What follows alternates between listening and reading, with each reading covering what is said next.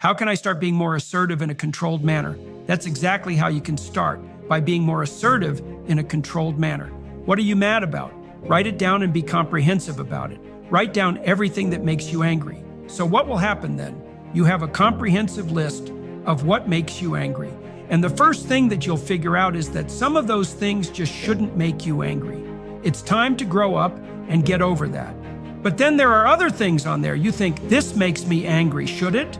With those things you figure, well, what would you rather have? If you could have what you wanted that wasn't making you angry, what would it be? And so now you know what you want.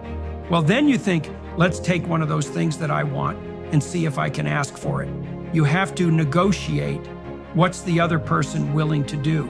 You need to know what you want and then communicate it to them, and then you need to negotiate a solution. And that's how you get more assertive. You start small.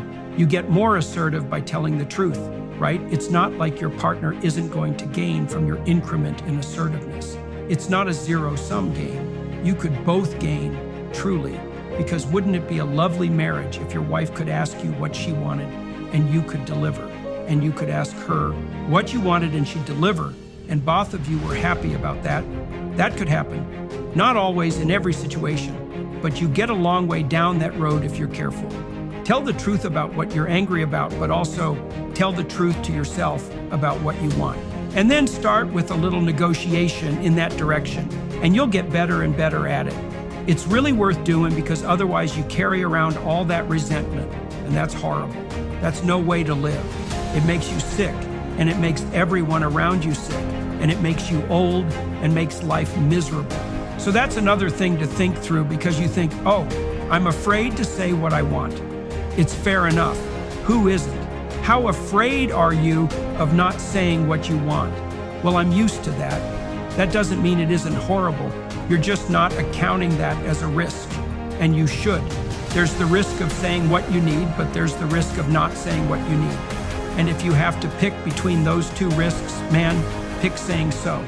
Then at least you have a chance. If you tell me what you want in some way that I can manage it, and you let me try it out stupidly and badly for a while, I might be willing to give it a shot.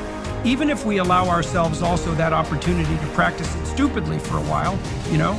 If someone does something good, stupidly and badly, then you say thank you, because maybe they'll do it again.